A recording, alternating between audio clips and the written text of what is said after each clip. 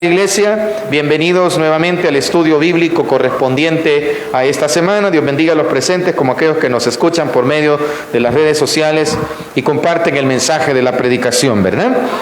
Muy bien, hemos avanzado ya, hermanos, en este capítulo 4 de Primera de Pedro, del versículo 1 al 4. Hemos estudiado acerca de cómo es que nosotros debemos de ser buenos administradores de la gracia de Dios. Y se nos advertía que para ello debemos de tener en nuestra mente y en el corazón la palabra de Dios, asirnos del pensamiento que Cristo se hizo, que estuvo en esta tierra, que vivió en medio de este mundo pecaminoso, pero que no se dejó dominar por el pecado, porque Él tenía la seguridad. A quien quería agradar era a su Padre, que lo había enviado. De igual forma dice que nosotros debemos de hacernos de ese mismo pensamiento, no importando si esto trae oprobio, si esto trae, hermano, algún tipo de calumnia, algún tipo de persecución. No nos debe de interesar. Lo que nos debe de importar es que Cristo Jesús ya nos dio el ejemplo y Él pudo vencer, y si Él está en nosotros, también nosotros podemos ser más que vencedores en Él. Él nos da la victoria, Él nos da la fuerza. Por ello, hermano, decían los versículos del 1 al 4, para repasar un poquito, decía: puesto que Cristo ha padecido por nosotros en la carne, vosotros también armaos del mismo pensamiento, pues quien ha padecido en la carne terminó con el pecado. Todo esto ya lo explicamos. Lo que estaba diciéndonos era que Cristo venció en la cruz del Calvario. Sobre Él fue, hermano, el castigo, la ira que había en la justicia de Dios, porque Dios es justo, ¿cuánto lo sabemos? Entonces, dentro de su justicia, el pecado tenía que ser castigado. ¿Y quién sufrió ese castigo? Fue Jesucristo. Al sufrir Él, sin deberlo, lo hizo por nosotros. Él tomó nuestro lugar, pero Él en ningún momento, aunque fue tentado, no dejó vencerse de la tentación. Usted y yo también debemos de tener ese pensamiento. Si Cristo padeció en su carne, hermano, sufrió el castigo del pecado, ¿por qué nosotros no debemos también hacernos de ese pensamiento? Llenar nuestro corazón de que tenemos que agradar a Dios, que no vale la pena vivir ya la vida de pecado, porque ya basta, dice los versículos siguientes que ya estudiamos, que ya no debemos vivir para el pecado. El pecado ya fue derrotado en la cruz del Calvario por medio de Cristo Jesús, y Cristo Jesús vive en nuestro corazón, por lo cual la palabra de Él debe abundar en nuestro corazón, y con ello vamos a tener la fuerza y rendir la voluntad a Él para ya no servirle al pecado. Vea lo que dice el versículo 2: para no vivir el tiempo que resta en la carne conforme a las concupiscencias de los hombres, sino conforme a la voluntad de Dios. ¿Qué quiere decir? Hemos venido al conocimiento de la palabra de Dios por la gracia de Cristo Jesús. Él tuvo misericordia de nosotros. Entonces, el tiempo que ahora resta de nosotros, de aquí hasta el día de nuestro llamado, ¿qué nos recomienda? Ya no vivamos para hacer la voluntad de la carne, para hacer el pecado, sino que vivamos, dice, con la nueva naturaleza que fue puesta por la fe en cada uno de nuestros corazones, que ella gobierne nuestro ser, que ella sea la que dirija nuestra vida, que ya aquello, hermano, que nos ataba, que nos llamaba, no debe de gobernar más nuestra vida, porque Cristo Jesús, para eso dice que padeció en la carne, para eso padeció en la cruz, para eso sufrió Él mi culpa. Y si yo valoro su sacrificio, hermano, debo de decir: no vale la pena. Esto que odia tanto el Señor, Jesús lo sufrió por mí. Dios odia el pecado, ¿cuántos lo sabemos? Y Él lo odia tanto, hermano, que lo castiga. El castigo lo llevó Cristo Jesús. ¿Por qué yo voy a seguir pecando? ¿Por qué voy a dejarme dominar por el pecado? No vale la pena. El tiempo que resta, la recomendación es: ya no vivamos para la carne, sino para el Señor. Versículo 3: baste ya el tiempo pasado para haber hecho lo que agrada a los gentiles, andando en lascivias, concupiscencias, embriagueces, orgías, disipación y abominables idolatría. Todo esto es el régimen que gobierna al mundo. Todo esto es la conducta pecaminosa de todo ser humano, incluidos nosotros. Pero ya nos dice que ya para nosotros debe de haber un punto final para ello, ¿verdad? Y que un punto y aparte, que lo que ahora se escriba, la nueva historia de nosotros, ya no sea gobernada por estas conductas por las cuales Cristo Jesús murió.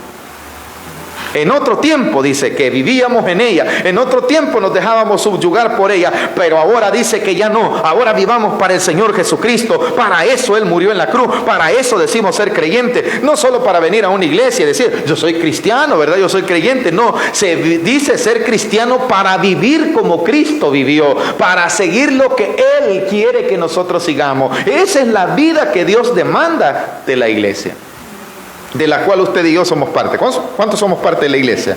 Somos la iglesia de Cristo. Entonces, ¿quién es nuestro líder? ¿Quién es nuestra cabeza? Es Cristo. Sigamos entonces lo que Él siguió. Sigamos entonces, si Él ya gobierna nuestras vidas porque Él es la cabeza, entonces ya no vivamos para la carne, dice el versículo 2 y el versículo 3.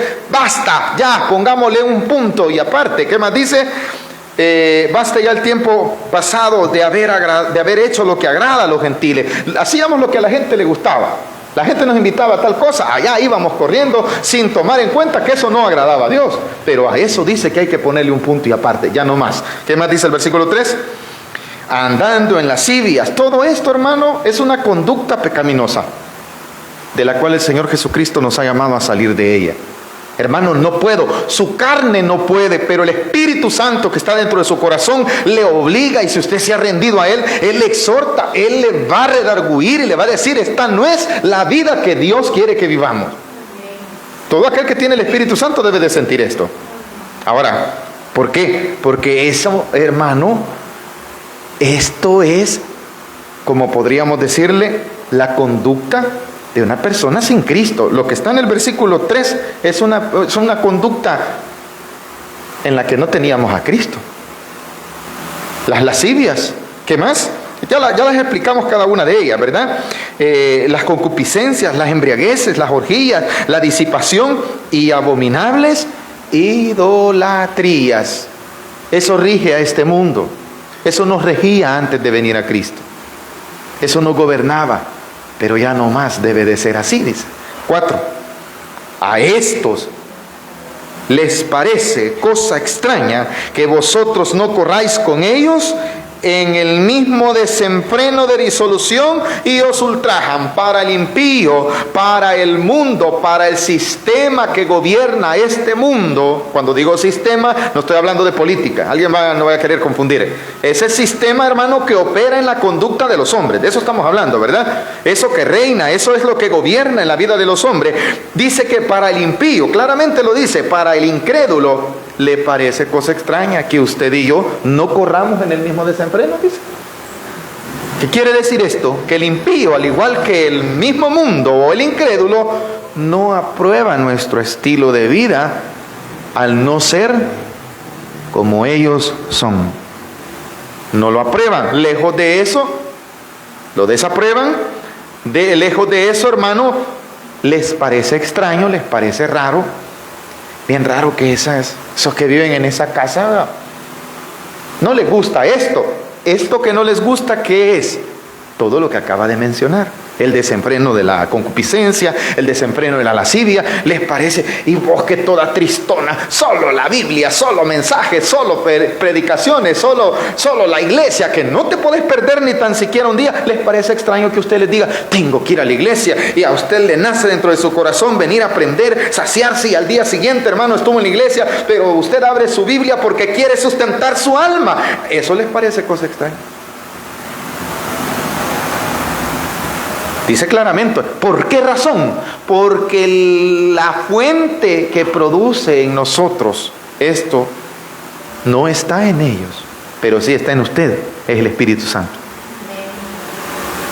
En otra versión dice que a ellos les parece cosa extraña que no sean sumergidos, oiga bien, en la misma vertiente. Que no sean sumergidos de la misma agua. Claro, porque la agua que ahora sacia su alma es Cristo Jesús, hermano. Y el agua que sacia al mundo es el pecado. Y que cada día, ¿verdad? Y tanto es, hermano, que el enemigo ha engañado la vida del hombre que ninguna de todas esas cosas le trae una satisfacción plena. Es mentira. El hombre siempre va a estar vacío por más pecados que cometa, hermano, por más cosas que disfrute, dirá en aquel día como lo dijo Salomón. Vamos a ver, ¿cuáles fueron las palabras de Salomón en el libro de Eclesiastés? Dijo que Todo era, ¿qué? Vanidad. La pregunta, ¿quién era Salomón? ¿Era un pobre diablo? ¿Era un cualquiera? ¿Era un hombre que no disfrutó del mundo? Dice claramente que él lo tuvo todo y que de todos los placeres que hubiesen bajo la luz del sol, dice que él en el todo estuvo y se dio cuenta que todo eso era vanidad, que solo había una cosa por valorar. ¿Cuál era? Temer a Dios sobre todas esas cosas. Quiere decir que todas esas cosas, la riqueza, ¿fue rico Salomón? Claro que sí. Él no crea que era como nosotros. Ni como aquellos que dicen, pero yo tengo riqueza. Sí, pero Salomón fue más rico que usted. Claramente dice que el reino de Salomón fue próspero. Su riqueza, sus vanidades, termina diciendo, todo esto no sirve de nada. Solo hay una cosa que hay que valorar, el temor a Dios. Pero lo llega él a comprender en el ocaso de su vida. Cuando él se sumergió, hermano, Salomón se sumergió en todas esas cosas. Y lo llevaron a blasfemar, a ser idólatra.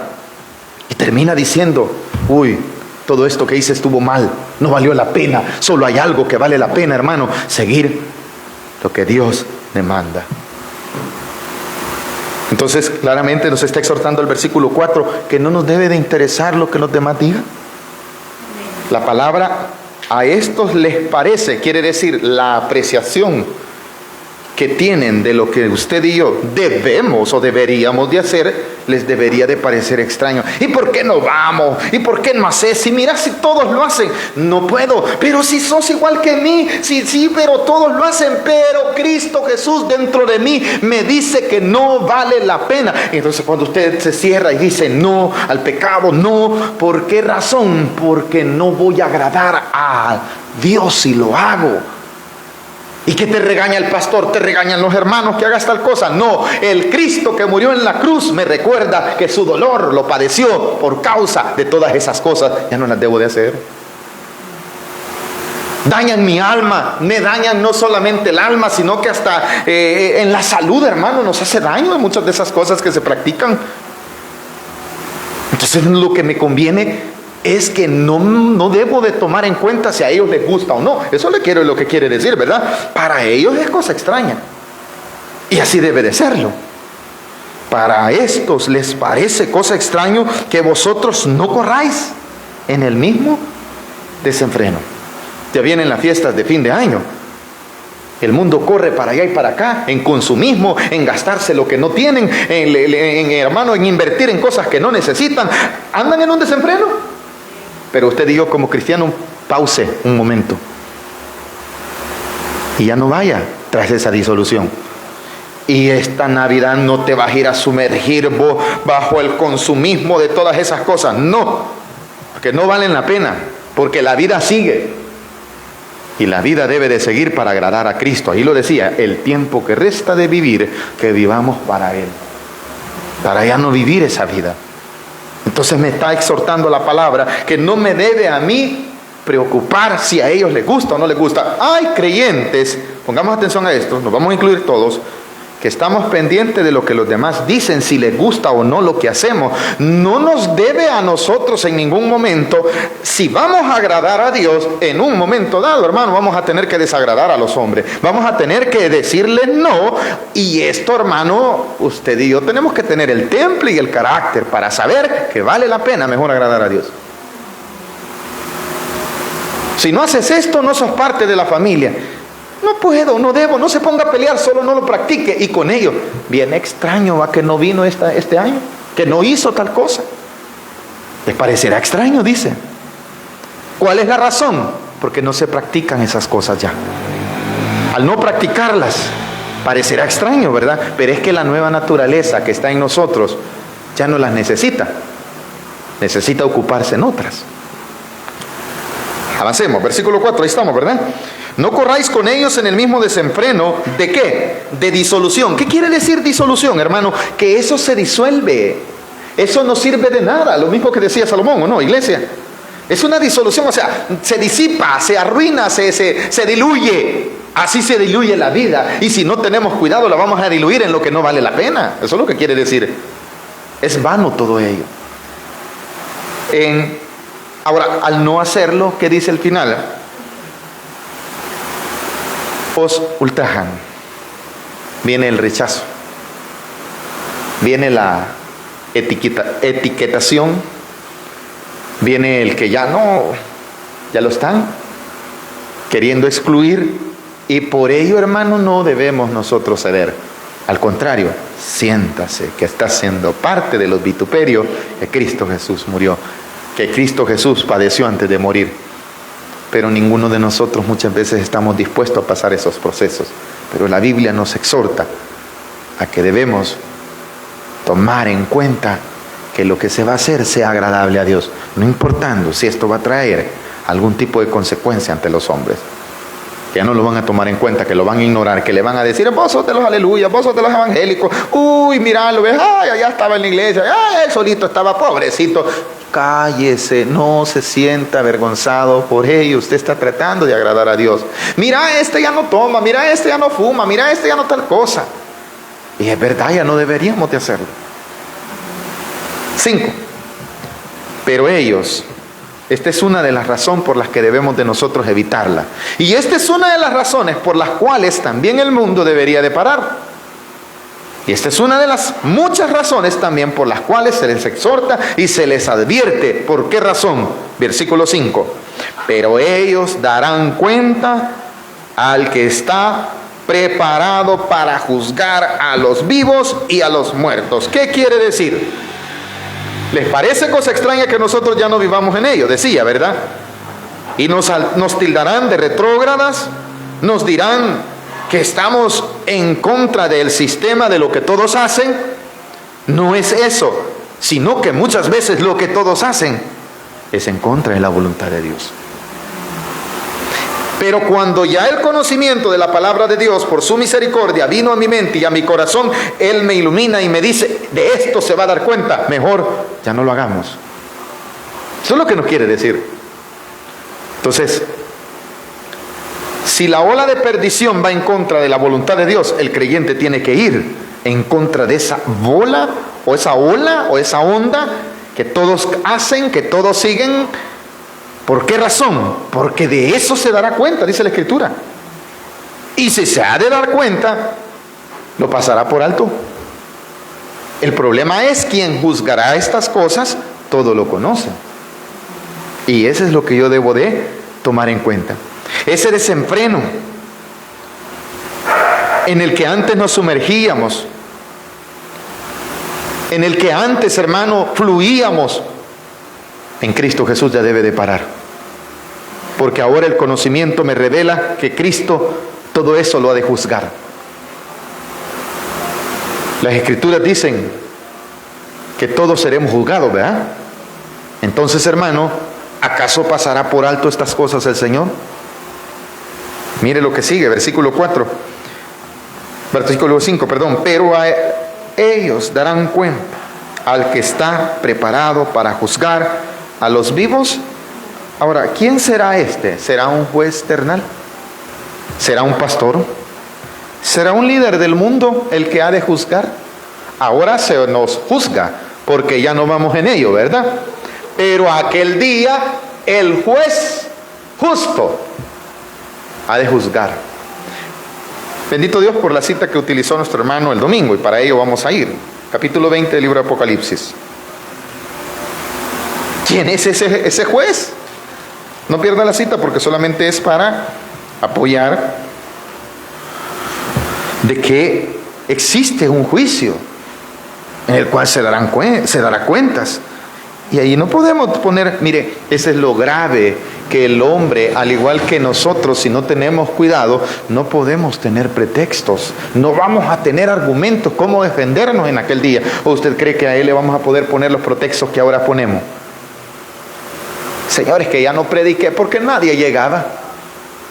Es que a nadie le gusta, Señor, que le digan la verdad, yo mejor ya no la dije. ¿Le podré poner este pretexto al Señor en aquel día? Como yo ya sé que ese día viene, ¿qué debo de hacer? La voluntad de Él mejor. ¿Qué es lo que dice el libro de Apocalipsis, capítulo 20, versículo 11? ¿Lo tenemos?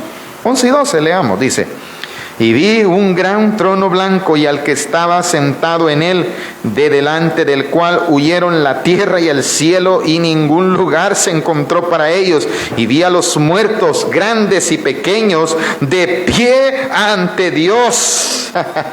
¿De pie ante quién? ¿Es un juicio o no eso?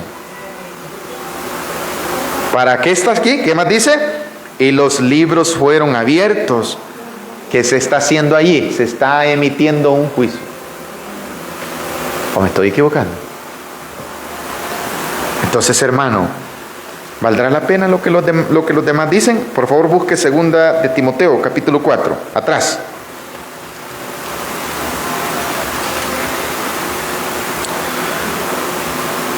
Es bastante pesada la razón por la cual yo debo de hacer la voluntad de Dios entonces, ¿verdad? Pesa la razón por la que yo debo inclinar mi corazón y mis actos a hacer lo que a Dios agrada. Que les dije, 1 de Timoteo capítulo 4, si no me equivoco, ¿verdad? Esto está atrás de la carta del apóstol Pedro. Está muy atrás, es de las cartas conocidas como Paulinas. Capítulo 4, versículo 1. ¿Lo tenemos? Oiga lo que dice. Quiero ver si no me he equivocado. Perdón, 2 de Timoteo es, capítulo 4.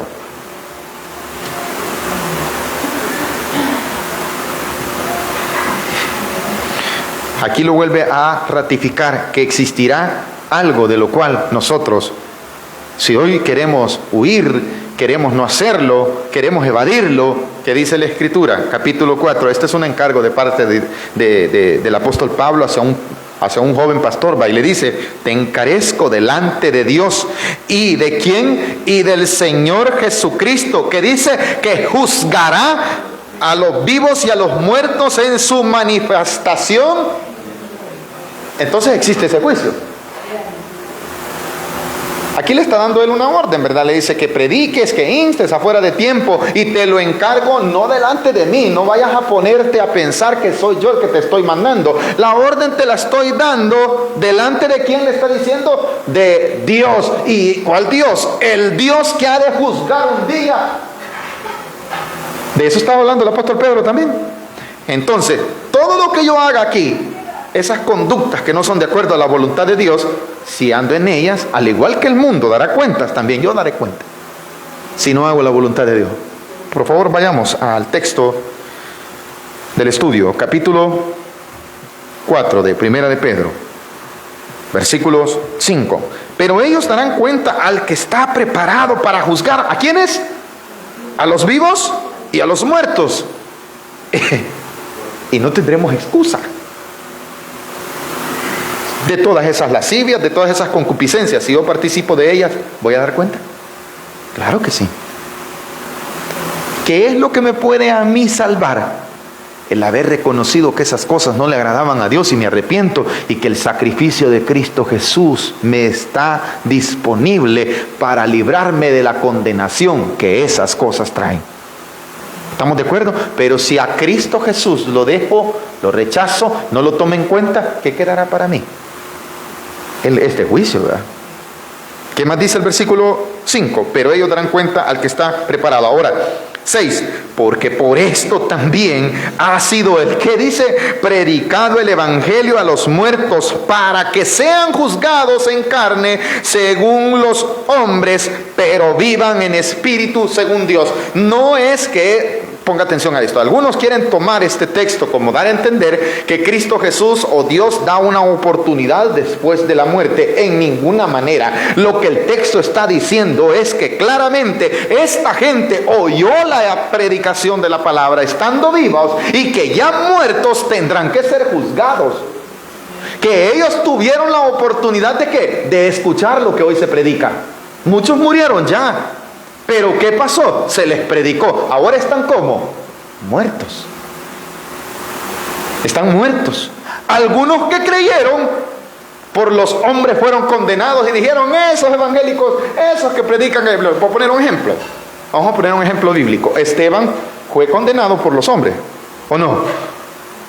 Fue condenado por los hombres. ¿Predicando el qué? El evangelio. Haciendo prodigios y milagros. Dice, para los hombres, él ya murió. y fue condenado. Miren cómo murió el Esteban, ¿verdad? Así dicen, ¿verdad? Pero Esteban murió, pero delante de Dios, ¿cómo está él? Según el versículo que acabamos de leer, a los hombres, pero vivan, sean juzgados en carne. ¿Cómo fue juzgado Esteban? En la carne. ¿Qué dijeron de Esteban?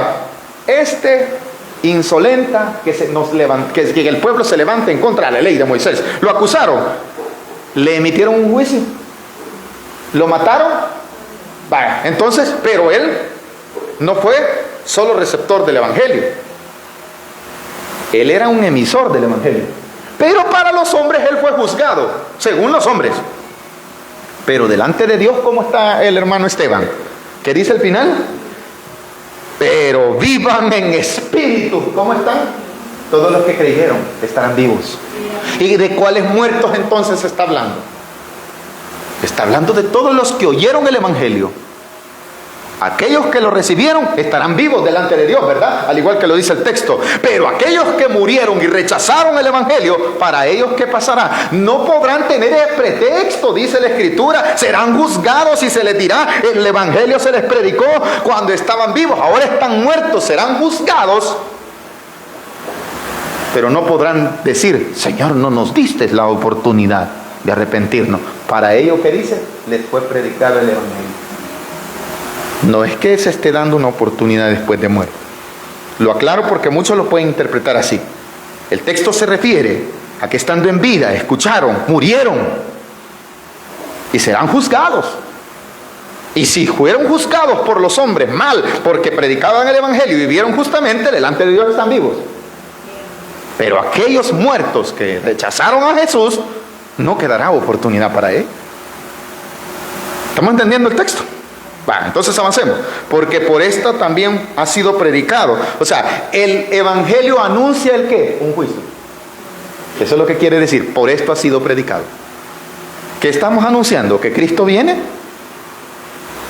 a salvar a los suyos, pero también con ello, hermano, los suyos, dice, como lo dice también en otro tiempo el libro de uno de los profetas, dice, ¿verdad?, que en un día para los redimidos nacerá el sol de justicia, pero para los otros será un hervor, un juicio, dice la escritura, ¿o no, hermano?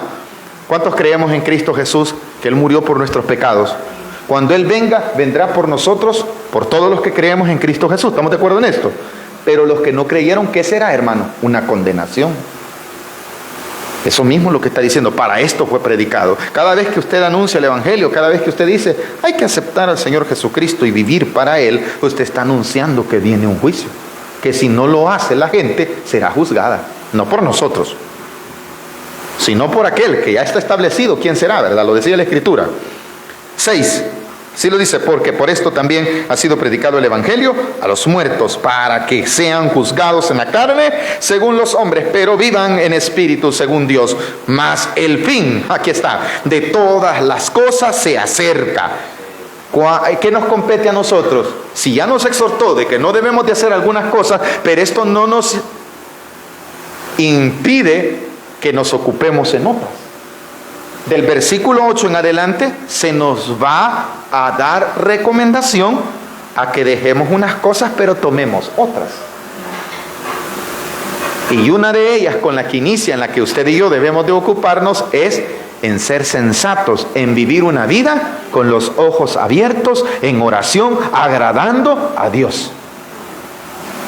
Vuelva a leer conmigo, por favor, el versículo 7. Mas el fin de todas las cosas se acerca. Estamos hablando del juicio, ¿verdad? Porque eso estaba hablando anteriormente.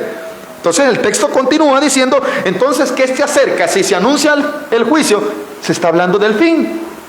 Todas estas cosas van a terminar. Todas estas cosas que la gente cree que no van a ser juzgadas, van a ser juzgadas. ¿Estamos de acuerdo en ello? Entonces el fin de todo se acerca. ¿Qué hay que hacer entonces? ¿Afligirnos? No, ocuparnos en algo. ¿Y en qué? Versículo 7. Pues ser sobrios y velad en oración. Quiere decir tener los ojos abiertos, la palabra velad. Abiertos, ¿por qué? necesario para ello estar como, hermano, despierto, estar como en una vida sensata. Lo contrario de sobrio es ebrio. Y había hablado de las embriagueces. Cuando la gente habla de las embriagueces, piensan muchas veces que solamente son las personas alcohólicas. La embriaguez es todo aquel exceso, le explicamos, ¿verdad?, que desagrada ya a Dios. Entonces, al contrario, me está llamando la Escritura a mí ¿a qué? A ser sobrio.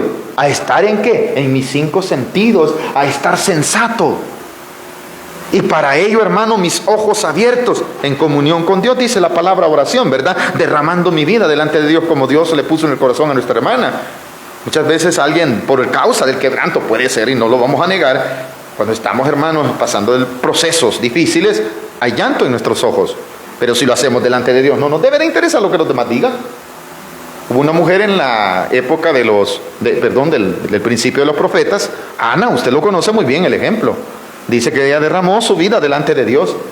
Y para aquel hombre dijo, esta Ana ha venido embriagada, ¿verdad? Pero ella lloraba, hermano, por causa de su proceso, que no podía tener hijos.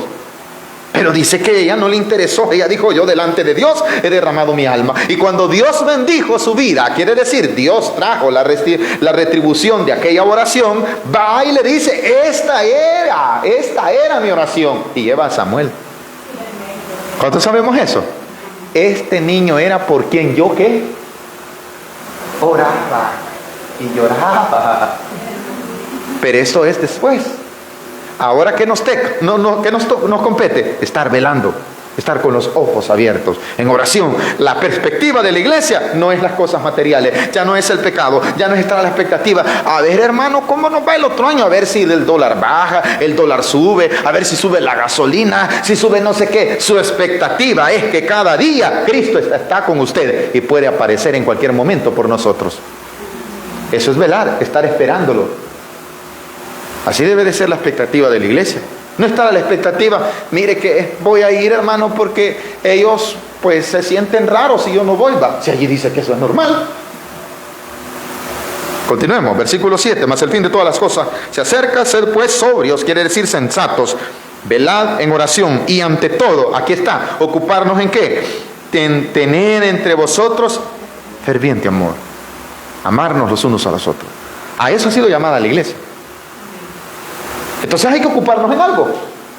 No se trata de excluirnos, ¿verdad? No se trata de no hacer nada. No, la iglesia muchas veces predica lo contrario. El evangelio no, el evangelio es activo y me está llamando a qué, ser una persona hospedadora, ser una persona, hermano, amable, ser una persona llena de amor. A eso me está llamando la escritura, ¿o no? A manifestar el amor. Pero ¿cómo se manifiesta el amor? Del diente al labio, con actos.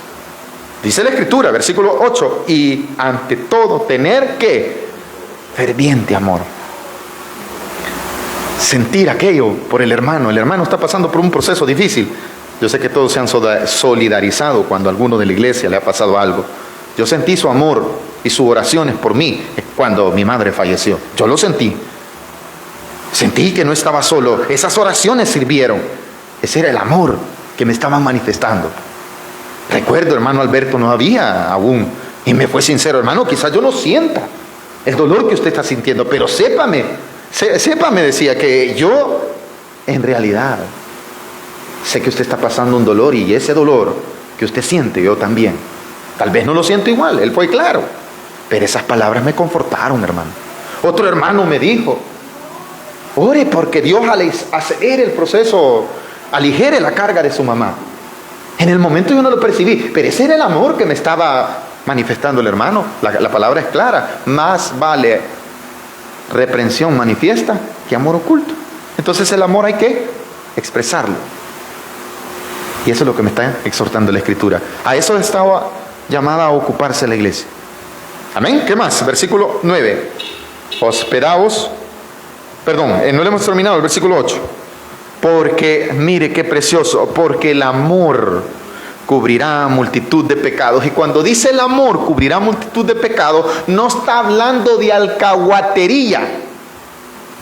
Porque muchos pueden confundir al amor. Está hablando que el amor es tan grande que lleva al arrepentimiento a aquella persona que está haciendo algo. Se siente, hermano, en amor. Usted va a llegar y le va a exhortar y le va a hacer ver que Dios tiene misericordia y que hay perdón para su vida, pero que debe de arrepentirse, pero se lo debe de llevar con amor.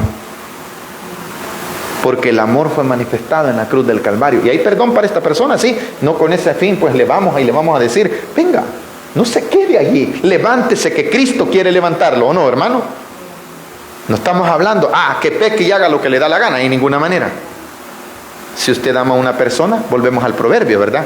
Más vale reprensión manifiesta que un amor oculto. Si yo amo al hermano, tengo que decirle, mire, usted debe de dejar de hacer esto. A mí me lo han dicho muchas, mire hermano, ya no le conviene hacer tal cosa, me están demostrando el amor, ¿o no?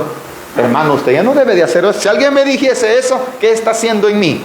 ¿Me está demostrando amor o no? Pero si yo dejo al hermano que se vaya y se destruye, hermano, estoy tratando de llevarle perdón. Si le digo, hermano, ya no haga eso, en el momento el hermano puede ser convertido y puede arrepentirse. Hermano, los pecados que iba a cometer, ¿qué va a pasar con esos pecados? Van a ser cubiertos con la sangre de Cristo porque dejó de hacerlo. Pongamos otra ilustración. Va usted y predica a su familiar. El familiar no quiere, pero ahí está usted insistiendo.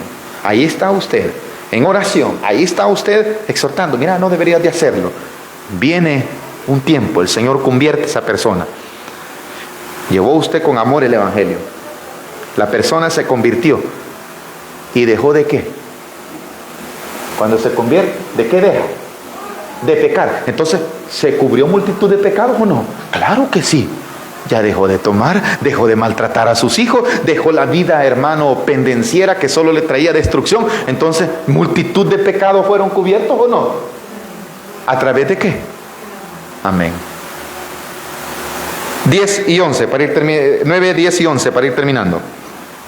Hospedaos los unos a los otros sin murmuraciones.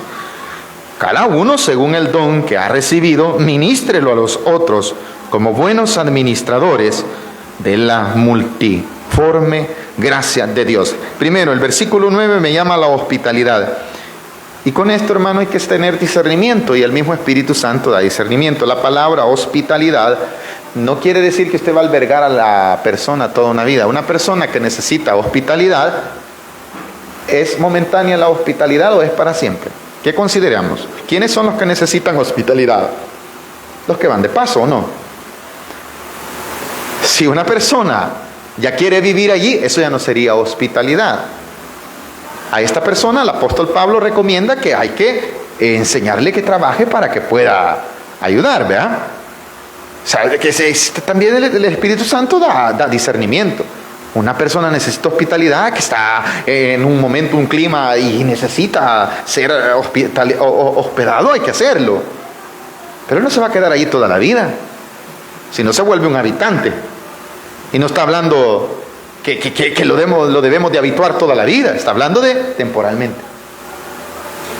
Si usted un día va a dar hospitalidad a cualquiera, hermano, aquí me voy a quedar, ya me gustó, hermano, póngame un sofá, hermano, eso ya no es hospitalidad. ¿O no? Ese es ser, disculpe la expresión, ¿verdad? Ese es ya ser vividor. Y ya, ¿verdad? Pone los pies en la mesa. Tráigame comida, hermanita. Ya lleva 5 semanas, hermano. Disculpe, usted, por no tener discernimiento, saque a esa persona de su casa, hermano. Hospitalidad es aquel que verdaderamente va con un propósito a algún lugar y necesita. Le voy a poner un ejemplo. El buen samaritano. Y lo voy a traer como una ilustración que ya lo hemos utilizado. Aquella persona sí necesitaba, ¿verdad? Y claramente le dijo, hasta que sea curado. No le dijo, tenelo allí toda la vida. ¿Va que no le dijo así? Porque él sabía que la necesidad no iba a ser permanente, sino que iba a ser por un periodo de tiempo. ¿Fue hospedador el samaritano? Pero claramente, ¿hasta cuándo dijo? Toda la vida. Hasta que se cura. El 10. Cada uno según el don. Mire qué bonito, la iglesia ha recibido muchos dones. Y dice que este don que Dios le ha dado cada uno según el don que ha recibido. O sea, no me lo gané, no es mío, me fue concedido por la gracia de Dios. Y cuando me dice que fue concedido por la gracia de Dios, ¿para qué? Para ministrar, dice. Dice, ministrelo a los otros. Ahora, como buenos administradores de la multiforme gracia de Dios. Quiere decir que van a ser diferentes las formas como Dios dé dones a la iglesia. A un hermano lo puede utilizar de una manera, a otro de otro, pero debe de utilizarlo como Dios se lo haya dado, pero con un solo fin: edificar la iglesia. ¿Y para qué? Para que sea para la gloria de Dios, no para que yo me ande ensalzando. Sigue el versículo 11 diciendo lo siguiente: si alguno habla, aquí están los dones que pueden haber, ¿verdad? Si alguno habla, hable conforme a las palabras de Dios. Si alguno ministra, ministre conforme al poder de Dios, conforme al poder que Dios da, para que en todo, aquí está, sea Dios glorificado por Jesucristo, a quien pertenece la gloria, el imperio por los siglos de los siglos. Amén. Pregunta: ¿esos dones, los pocos ejemplos que ha puesto, son para ensalzar al hombre?